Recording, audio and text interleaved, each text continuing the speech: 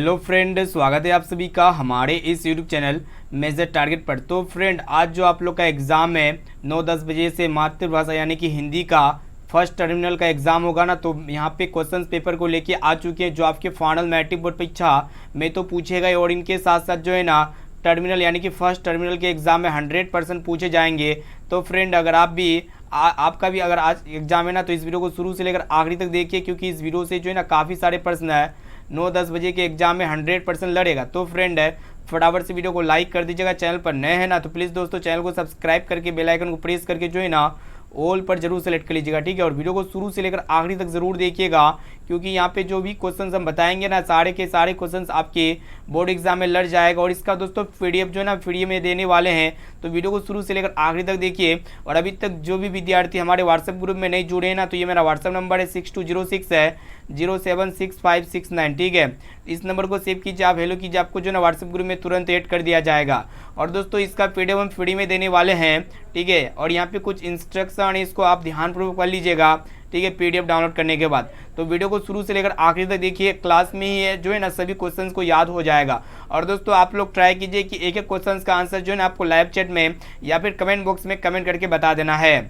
तो चलिए दोस्तों शुरू करते हैं यहाँ पे आज के पहले नंबर प्रश्न से, जो कि काफ़ी महत्वपूर्ण है फ्रेंड। प्रश्न ये कराए कि 100% पूछे जाएंगे। प्रश्न ये है कि डॉक्टर भीमराव अंबेडकर का जन्म कब हुआ था। मोस्ट इंपॉर्टेंट है, ठीक है। तो फ्रेंड, डॉक्टर भीमराव अंबेडकर जी का जन्म जो हुआ था ना 14 अप्रैल 1891 में हुआ था, यानी कि यहाँ पे डी वाला ऑप्शन जो है ना बिल्कुल ही करेक्ट आंसर हो जाएगा। अब आइए फ्रेंड देखते हैं यहाँ पे दूसरा नंबर प्रश्न भी बहुत ही महत्वपूर्ण है, बोर्ड परीक्षा के लिए तो महत्वपूर्ण नहीं है और इनके साथ साथ आज के लिए महत्वपूर्ण है। देखिएगा क्या कराए कि डॉक्टर भीमराव अंबेडकर का जन्म कहाँ पे हुआ, ठीक है। तो फ्रेंड, डॉक्टर भीमराव अंबेडकर जी का जन्म जो हुआ था ना कहाँ पे हुआ था, महू नामक मध्य प्रदेश में हुआ था, ठीक है। यानी कि महू क्या था, गांव था, मध्य प्रदेश में उनका जन्म हुआ था, यानी कि यहाँ पे ए वाला ऑप्शन जो है ना बिल्कुल ही करेक्ट आंसर हो जाएगा। और दोस्तों देखिए यहाँ पे 3 नंबर प्रश्न क्या कराए कि विष के दांत शीर्षक कहानी के कहानीकार कौन है। मोस्ट इंपोर्टेंट है भी बोर्ड परीक्षा के लिए और आपका टर्मिनल एग्जाम के लिए भी। तो फ्रेंड, विष के दांत शीर्षक कहानी के जो कहानीकार है ना कौन है, नलिन विलोचन शर्मा है, यानी कि यहाँ पे डी वाला ऑप्शन जो है ना बिल्कुल करेक्ट आंसर हो जाएगा। और दोस्तों ये नलिन विलोचन शर्मा जी का जन्म कब हुआ था, 1961 में हुआ था। साथ में इसलिए आप लोग को याद रखना है। अब चलिए फ्रेंड देखते हैं यहाँ पे अगला प्रश्न है। तो फ्रेंड देखिए यहाँ पे चौथा नंबर प्रश्न जो कि काफी महत्वपूर्ण है। देखिएगा क्या कराए कि विष के दांत पाठ की विधा है, यानी कि विष के दांत यह एक प्रकार के क्या है वही आपको बताना है, ठीक है। तो फ्रेंड ये विष के दांत एक प्रकार का कहानी है, यानी कि यहाँ पे डी वाला ऑप्शन जो है ना बिल्कुल ही करेक्ट आंसर हो जाएगा। अब आइए फ्रेंड देखते हैं यहाँ पे 5 नंबर प्रश्न भी बहुत ही महत्वपूर्ण है। तो फ्रेंड प्रश्न ये कराए कि सेन साहब की कार की कीमत है, ठीक है, बहुत ही महत्वपूर्ण प्रश्न है। तो फ्रेंड सेन साहब की जो कार की कीमत थी ना कितना थी, 7.5 लाख रुपये थी, यानी कि यहाँ पे 7,500 था, ठीक है। इसे आपको याद रखना है, यानी कि यहाँ पे ए वाला ऑप्शन जो है ना बिल्कुल ही करेक्ट आंसर हो जाएगा। अब चलिए फ्रेंड देखते हैं यहाँ पे 6 नंबर प्रश्न जो कि काफी महत्वपूर्ण है। देखिएगा क्या कराए कि दारिस नामक सोने के सिक्कों से भरा घड़ा किसे मिला था। मोस्ट इंपोर्टेंट है, ठीक है। तो फ्रेंड दारिस नामक सोने के सिक्कों से घड़ा किसे मिला था, तो वारेन हेस्टिंग्स को मिला था। इसे आपको याद होना चाहिए, यानी कि यहाँ पे सी वाला ऑप्शन जो है ना बिल्कुल ही करेक्ट आंसर हो जाएगा। अब चलिए फ्रेंड देखते हैं यहाँ पे अगला प्रश्न है। तो फ्रेंड इस वीडियो में हम लोग जितने भी क्वेश्चंस को सिलेक्ट किए हैं ना, ये सारा का सारा क्वेश्चंस पेपर को हम सोल्व कर रहे हैं, ठीक है। इसमें जितने भी क्वेश्चंस मौजूद है एक तरह क्वेश्चन पेपर है जो आपके बोर्ड परीक्षा में तो आएगा ही, और इनके साथ साथ आज जो आपका एग्जाम है ना फर्स्ट टर्मिनल का, तो उसमें पूछे जाएंगे 100%, ठीक है। इसलिए दोस्तों ये 50 क्वेश्चंस को अच्छी तरह से याद कर लेना है, एक भी क्वेश्चंस को स्किप नहीं करना है। इसका पीडीएफ जो है ना फ्री में लास्ट में वीडियो के लास्ट में बताएंगे कि इसका पीडीएफ आप फ्री में कैसे डाउनलोड कर सकते हैं, ठीक है। तो फ्रेंड देखिए यहाँ पे 7 नंबर प्रश्न क्या कराए कि बहादुर का पूरा नाम क्या था। ये प्रश्न आपके बोर्ड परीक्षा के लिए बहुत ही महत्वपूर्ण है। देखिएगा क्या कराए कि बहादुर का पूरा नाम क्या था। तो फ्रेंड बहादुर का पूरा नाम जो ना दिल बहादुर था, यानी कि यहाँ पे बी वाला ऑप्शन जो है ना बिल्कुल ही करेक्ट आंसर हो जाएगा। अब चलिए फ्रेंड देखते हैं यहाँ पे 8 नंबर प्रश्न भी बहुत ही महत्वपूर्ण है। देखिएगा क्या कराए कि बहादुर यानी कि दिल बहादुर कहाँ के रहने वाला था, ठीक है। तो फ्रेंड ये जो बहादुर यानी कि दिल बहादुर जो है ना कहाँ के रहने वाले थे, ये जो है ना नेपाल के रहने वाले थे। बहुत सारे स्टूडेंट क्या करते थे, बिहार के रहने वाले थे, ये सारा सल गलत हो जाएगा। तो बहादुर यानी कि कहाँ के रहने वाले थे, नेपाल के रहने वाले थे। चलिए फ्रेंड देखते हैं यहाँ पे 9 नंबर प्रश्न क्या कराए कि लेखक के और रिश्तेदार ने बहादुर पर क्या आरोप लगाए। मोस्ट इंपोर्टेंट है। तो फ्रेंड और लेखक के और रिश्तेदार ने बहादुर पर क्या आरोप लगाए थे, तो पैसे चुराने का आरोप लगाए थे, यानी कि यहाँ पे ए वाला ऑप्शन जो है ना बिल्कुल ही करेक्ट आंसर हो जाएगा। अब चले फ्रेंड देखते हैं यहाँ पे 10 नंबर प्रश्न जो कि काफ़ी महत्वपूर्ण है। तो फ्रेंड प्रश्न को देखिएगा, बहुत ही महत्वपूर्ण है। क्या कराए कि दही वाली मगम्मा कहानी का कहानीकार कौन है। तो जो दही वाली मगम्मा कहानी है ना, इनके कहानीकार कौन है, ठीक है, तो ये आप लोग को बताना है। तो यहाँ पे श्रीनिवास या फिर सातकुड़ी होता है, या फिर इस बार ऑप्शन डी है सुजाता। तो फ्रेंड इनके जो मतलब कहानीकार है ना कौन है, श्रीनिवास जी है, यानी कि यहाँ पे ए वाला ऑप्शन जो है ना बिल्कुल ही करेक्ट आंसर हो जाएगा। चलिए दोस्तों देखते हैं यहाँ पे 11 नंबर प्रश्न क्या कराए कि मगम्मा क्या बेचती थी। ठीक है, तो फ्रेंड मगम्मा जो है ना क्या बेचती थी, तो दही बेचती थी, यानी कि यहाँ पे सी वाला ऑप्शन जो है ना बिल्कुल ही करेक्ट आंसर हो जाएगा। चलिए फ्रेंड देखते हैं यहाँ पे 12 नंबर प्रश्न क्या कराए कि अमराई का कुआं कहाँ है। मोस्ट इंपोर्टेंट है। ठीक है, तो फ्रेंड अमराई का जो कुआं है ना कहाँ पे है वही आपको बताना है। तो रास्ते में इसे आपको याद होना चाहिए, यानी कि यहाँ पे सी वाला ऑप्शन जो है ना बिल्कुल ही करेक्ट आंसर हो जाएगा। अब चले फ्रेंड देखते हैं यहाँ पे 13 नंबर प्रश्न जो कि मोस्ट इंपोर्टेंट क्या करा है कि मगम्मा को किससे विवाद था। ठीक है, तो फ्रेंड मगम्मा को जो है ना बहू से विवाद था, इसे आपको याद होना चाहिए, यानी कि यहाँ पे बी वाला ऑप्शन जो है ना बिल्कुल ही करेक्ट आंसर हो जाएगा। अब चलिए फ्रेंड देखते हैं यहाँ पे 14 नंबर प्रश्न क्या करा है कि नजम्मा मगम्मा की कौन थी। बहुत ही महत्वपूर्ण है। तो फ्रेंड नजम्मा मगम्मा की कौन सी बहू थी, यानी कि यहाँ पे सी वाला ऑप्शन जो है ना बिल्कुल ही करेक्ट आंसर हो जाएगा। अब आइए फ्रेंड देखते हैं यहाँ पे 15 नंबर प्रश्न भी बहुत ही महत्वपूर्ण है। देखिएगा क्या कराई कि ढहती विश्वास कहानी का कहानीकार कौन है। ठीक है, जो ढहती विश्वास कहानी है इनके कहानीकार कौन है, तो सातकुड़ी होता है, इसे आपको याद होना चाहिए, यानी कि यहाँ पे सी वाला ऑप्शन जो है ना बिल्कुल ही करेक्ट आंसर हो जाएगा। अब चलिए फ्रेंड देखते हैं यहाँ पे अगला प्रश्न है। तो फ्रेंड देखिए यहाँ पे 16 नंबर प्रश्न जो कि मोस्ट इंपोर्टेंट क्या करा है कि लक्ष्मी के बड़े लड़के का नाम क्या था। ठीक है, तो फ्रेंड लक्ष्मी के बड़े लड़के का नाम जो है ना क्या था वही आपको बताना है। तो अच्युत था, इसे आपको याद होना चाहिए, यानी कि यहाँ पे सी वाला ऑप्शन जो है ना बिल्कुल ही करेक्ट आंसर हो जाएगा। अब चलिए फ्रेंड देखते हैं यहाँ पे 17 नंबर प्रश्न को देखिएगा आप, जो कि मोस्ट इंपोर्टेंट क्या करा है कि ईश्वर पैटलीकर किस भाषा के कथाकार यानी कि लेखक है। ठीक है, तो ईश्वर पैटलीकर किस भाषा के कथाकार यानी कि ये लेखक है। तो फ्रेंड ये जो है ना मराठी भाषा गुजराती भाषा के कथाकार है, इसे आपको याद होना चाहिए दोस्तों। यहाँ पे सी वाला ऑप्शन जो है ना बिल्कुल ही करेक्ट आंसर हो जाएगा। अब चलिए फ्रेंड देखते हैं यहाँ पे 18 नंबर प्रश्न भी बहुत ही महत्वपूर्ण है। देखिएगा प्रश्न ये कराए कि बहादुर शीर्षक कहानी में किशोर कौन था। ठीक है, तो फ्रेंड बहादुर शीर्षक कहानी में जो किशोर था ना ये कौन था वही आपको बताना है। तो लेखक का पुत्र था, यानी कि यहाँ पे ए वाला ऑप्शन जो है ना बिल्कुल ही करेक्ट आंसर हो जाएगा। अब चलिए फ्रेंड देखते हैं यहाँ पे अगला प्रश्न है। तो फ्रेंड देखिए यहाँ पे 19 नंबर प्रश्न क्या कराए कि जीत जीत में निरखत हूँ। ठीक है, यह एक प्रकार का क्या है दोस्तों ये आपको बताना है। तो जीत जीत में निरखत हूँ यह एक प्रकार का जो है ना साक्षात्कार है, इसे आपको याद होना चाहिए दोस्तों। यहाँ पे डी वाला ऑप्शन जो है ना बिल्कुल ही करेक्ट आंसर हो जाएगा।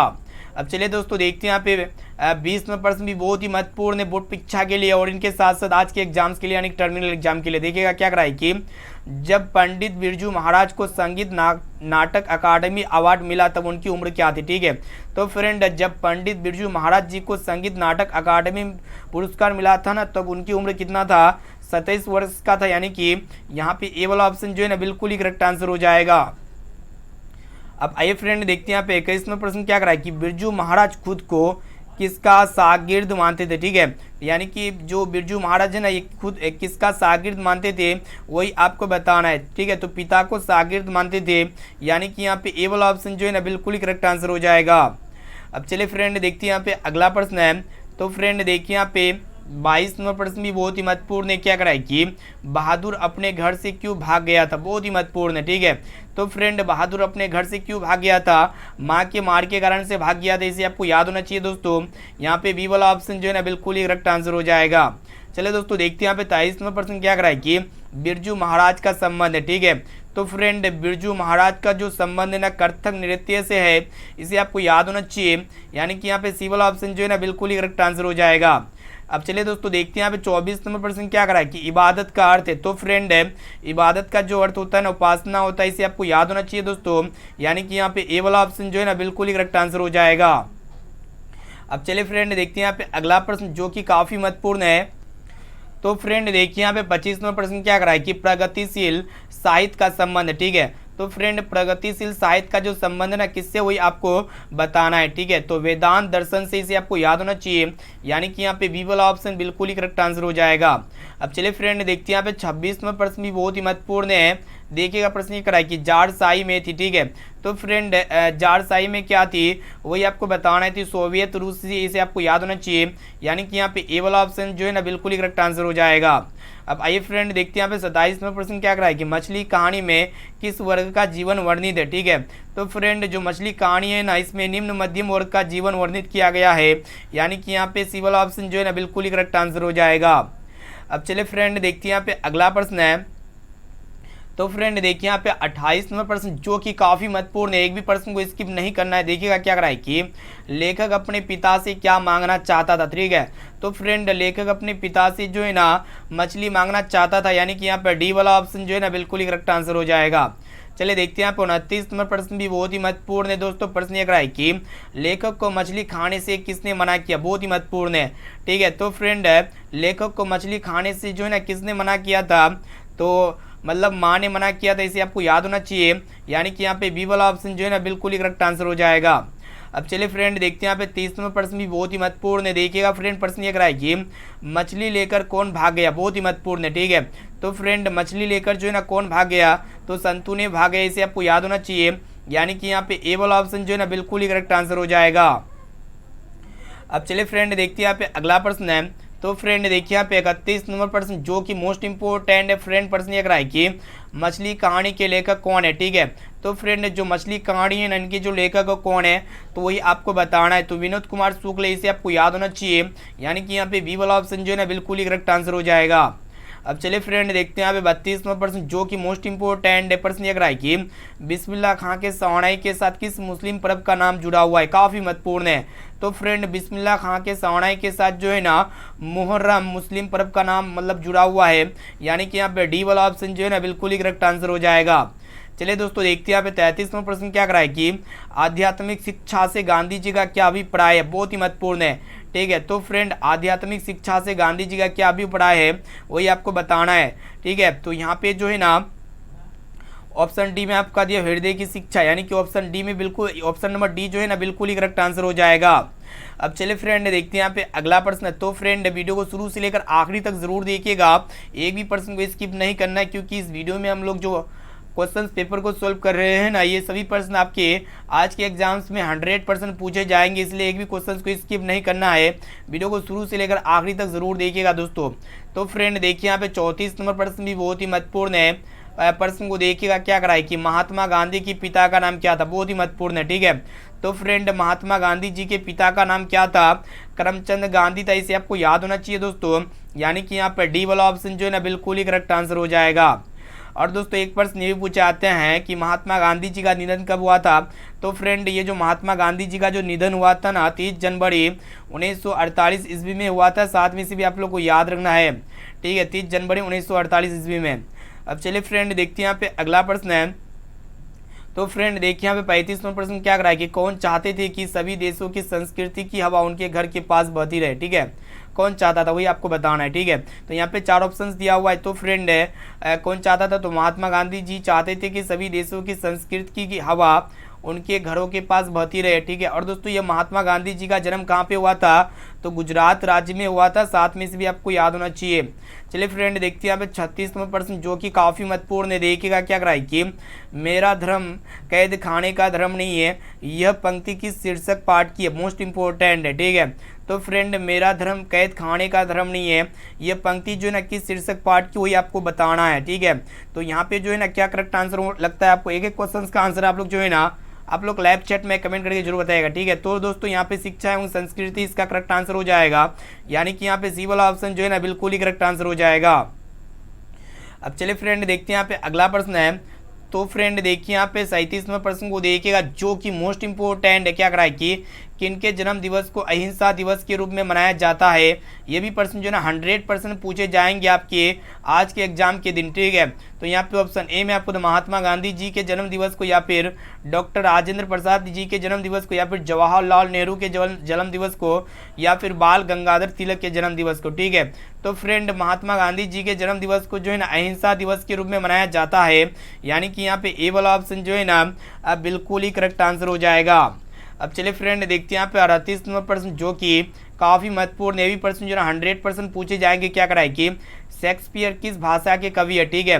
तो फ्रेंड ये जो शेक्सपियर थे ना किस भाषा के कवि है, ये जो कवि थे ना अंग्रेजी भाषा के कवि है, इसे आपको याद होना चाहिए। यानी कि यहाँ पे बी वाला ऑप्शन जो है ना बिल्कुल ही करेक्ट आंसर हो जाएगा। अब चलिए फ्रेंड देखते हैं यहाँ पे 39वां प्रश्न क्या कराए कि किसके बिना प्राणी को मुक्ति नहीं मिलती है, ठीक है। तो फ्रेंड आपको पता होना चाहिए कि गुरु के ज्ञान के बिना जो है ना प्राणी को मुक्ति नहीं मिलती है, यानी कि यहाँ पे डी वाला ऑप्शन जो है ना बिल्कुल ही करेक्ट आंसर हो जाएगा। अब चलिए फ्रेंड देखते हैं यहाँ पे अगला प्रश्न है। तो फ्रेंड देखिए यहाँ पे 40 नंबर प्रश्न भी बहुत ही महत्वपूर्ण है। क्या कराए कि गुरु नानक किस भक्ति धारा के कवि है, मोस्ट इंपोर्टेंट है, ठीक है। तो फ्रेंड गुरु नानक जो है ना ये निर्गुण भक्ति धारा के कवि है, इसे आपको याद होना चाहिए दोस्तों। यानी कि यहाँ पे बी वाला ऑप्शन जो है ना बिल्कुल ही करेक्ट आंसर हो जाएगा। चलिए देखते हैं यहाँ पे 41 नंबर प्रश्न भी बहुत ही महत्वपूर्ण है। क्या कराए कि राम नाम बेनु बिरथे जगी जन्मा, यह पंक्ति की है, यानी कि कौन सा पंक्ति से लिया गया है, राम नाम बेनु बढ़ती जगी जन्मा, ठीक है। तो फ्रेंड ये जो पंक्ति है ना मतलब कौन सा पंक्ति से लिया गया है वही आपको बताना है, ठीक है। तो यहाँ पे गुरु नानक है, या फिर रसखान है, और ऑप्शन सी है घनानंद, या फिर प्रेमगंज, ठीक है। तो फ्रेंड ये जो पंक्ति है ना गुरु नानक की है। और दोस्तों ये गुरु नानक का जन्म कहाँ पे हुआ था ये भी पूछे जाते हैं एग्जाम में। तो इनका जन्म जो हुआ था ना लाहौर में हुआ था, साथ में से भी आपको याद होना चाहिए। अब चलिए फ्रेंड देखते हैं यहाँ पे 42 नंबर प्रश्न जो कि काफ़ी महत्वपूर्ण है। फ्रेंड प्रश्न को देखिएगा। क्या कराए कि वाणी कब विष के समान हो जाती है, मोस्ट इंपोर्टेंट है, ठीक है। तो फ्रेंड ये जो वाणी जो है ना विष के समान तब होती है, कब होती है ये आपको बताना है, ठीक है। तो 42 का जो करेक्ट आंसर हो जाएगा ना दोस्तों क्या हो जाएगा, ब्रज भाषा। यहाँ पे देखिएगा ऑप्शन ए में दिया हुआ है राम नाम के बिना, या फिर तीर्थ यात्रा के बिना, या फिर ज्ञान के बिना, और ऑप्शन डी है इनमें से कोई नहीं, ठीक है। तो फ्रेंड राम नाम के बिना जो है ना वाणी विष के समान हो जाती है, यानी कि यहाँ पे ए वाला ऑप्शन जो है ना बिल्कुल ही करेक्ट आंसर हो जाएगा। अब चलिए फ्रेंड देखते हैं यहाँ पे अगला प्रश्न है। तो फ्रेंड देखिए यहाँ पे 43वां प्रश्न क्या कराए कि घनानंद की भाषा क्या है, मोस्ट इंपोर्टेंट है। तो फ्रेंड ये जो घनानंद की जो भाषा है ना क्या है वही आपको बताना है, ठीक है। तो यहाँ पे देखिएगा ब्रज भाषा, इसे आपको याद होना चाहिए। घनानंद की भाषा क्या, ब्रज भाषा। यहाँ पे बी वाला ऑप्शन जो है ना बिल्कुल ही करेक्ट आंसर हो जाएगा। अब चलिए फ्रेंड देखते हैं यहाँ पे 44वां प्रश्न जो कि काफ़ी महत्वपूर्ण है। देखिएगा क्या करा कि निर्लज अपराधी किसे कहा गया है, ठीक है। तो फ्रेंड ये जो नाखून है ना इसे निर्लज अपराधी कहा गया है, यानी कि यहाँ पे ए वाला ऑप्शन जो है ना बिल्कुल ही करेक्ट आंसर हो जाएगा।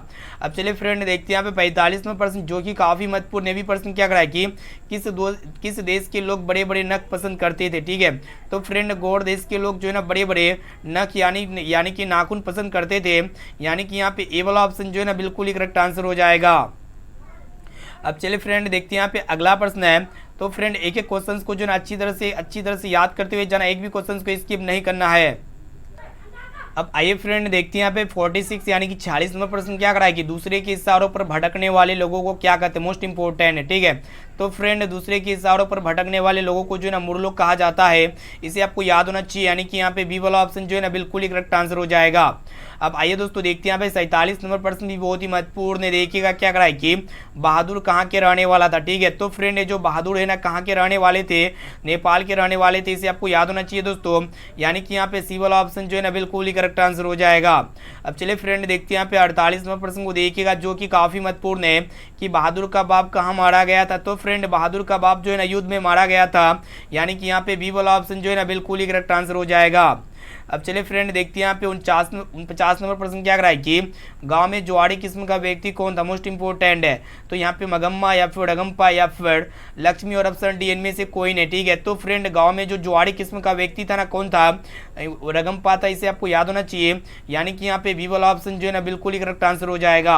अब चलिए फ्रेंड देखते हैं यहाँ पे 50 नंबर प्रश्न जो कि काफ़ी महत्वपूर्ण है। तो फ्रेंड प्रश्न ये कराए कि पूर्वज लक्ष्मी के लिए कितना जमीन छोड़ गए, ठीक है।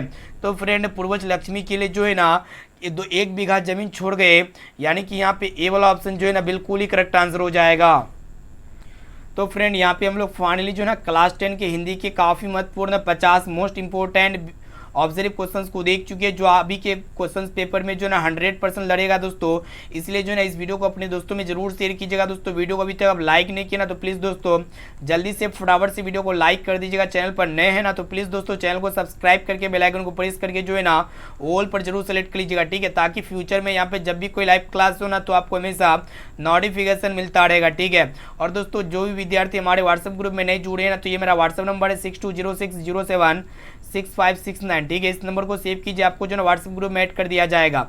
और दोस्तों आप लोग को लेके चलते कि इसका पीडीएफ आप लोग फ्री में कैसे डाउनलोड कर सकते हैं। तो फ्रेंड पीडीएफ को डाउनलोड करने के लिए सिंपली आपके अपने मोबाइल के क्रोम ब्राउजर पे चले आना पड़ेगा। उसके बाद यहाँ पे जो है ना गूगल के सर्च इंजन पे सर्च करना पड़ेगा measuretargets.com, ठीक है। तो जैसे measuretargets.com सर्च करते हैं ना तो यहाँ पे आपको कुछ नहीं करना है, मैट्रिक एग्जाम 2023 इसमें आपको सिंपली क्लिक कर देना होगा, ठीक है। तो फ्रेंड जैसे इसमें क्लिक करते हैं ना तो यहाँ पे थोड़ा नीचे स्क्रॉल डाउन करना है। तो यहाँ पे जो भी लेटेस्ट पोस्ट होगा ना, जो भी क्लास होगा ना तो यहाँ पे आपको इन्फॉर्म करते रहेंगे। तो यहाँ पे पेपर लीक हो गया, यहाँ पे हिंदी का चुपके से याद कर लीजिएगा दोस्तों। पीडीएफ डाउनलोड करने के लिए सिंपली इसमें आपको क्लिक कर देना होगा, ठीक है। तो इसमें क्लिक जैसे ही कर देते हैं ना तो यहाँ पे क्या होगा कि आपका यहाँ पे जो ना पीडीएफ यहाँ पे खुल जाएगा, ठीक है। और दोस्तों सभी क्वेश्चंस को जो है ना आप लोग इजीली अच्छी तरह से पढ़ सकते हैं, याद कर सकते हैं। और दोस्तों इनका आंसर भी जो है ना आपको नीचे में मिल जाएगा, ठीक है। तो फ्रेंड आंसर कहाँ पे मिलेगा चलिए आपको बताते हैं। तो आंसर को यहाँ पे जो है ना कहाँ पे मिलेगा तो यहाँ पे देखने पा रहे दोस्तों, नीचे में थोड़ा स्क्रॉल डाउन कीजिएगा तो यहाँ पे आपको आंसर जो है मिल जाएगा, ठीक है। और यहाँ पे सभी सब्जेक्ट का यहाँ पे फ्री में पीडीएफ डाउनलोड कर सकते हैं, पढ़ सकते हैं ऑनलाइन। और दोस्तों वेबसाइट पर टेस्ट चल रहा है, तो सबसे पहले आप लोग आज का टेस्ट को दे दीजिएगा दोस्तों, तब जाइएगा एग्जाम देने के लिए, ठीक है। तो यहाँ पे टेस्ट देने के लिए सिंपली यहाँ पे ऑनलाइन टेस्ट के बटन पे क्लिक कर देना होगा। तो जैसे ही ऑनलाइन टेस्ट के बटन पे क्लिक कीजिएगा ना तो यहाँ पे इस तरह का कुछ इंटरफेस आने वाला है। तो फ्रेंड जो भी टेस्ट चलता है ना वेबसाइट पे तो आपको यहाँ पे जो है ना सबसे ऊपर में रहेगा, यहाँ पे फ्रंट पेज में ऊपर में रहेगा, ठीक है। तो यहाँ पे देखने पा रहे कि बिहार बोर्ड क्लास 10 का साइंस का ऑब्जर्व क्वेश्चंस का टेस्ट चल रहा है। तो इस टेस्ट को अभी तक नहीं दिया ना तो इसको दे दीजिएगा। इससे पहले यहाँ पे एक टेस्ट लगेगा, उसको भी दे दीजिएगा दोस्तों, ठीक है। तो इस तरह आप लोग टेस्ट दे सकते हैं। और फ्री में पीडीएफ डाउनलोड करने के लिए आपको बता दिए कि कैसे डाउनलोड कर सकते हैं। तो सिंपली वही ट्रिक है, इसी ट्रिक के माध्यम से आप लोग फ्री में पीडीएफ को डाउनलोड कर सकते हैं और अच्छी तरह से पढ़ सकते हैं। बोर्ड परीक्षा में काफ़ी अच्छे मार्क्स आ जाएंगे, ठीक है। तो फ्रेंड फिर मिलते हैं जल्दी अगले वीडियो पे। Thank you.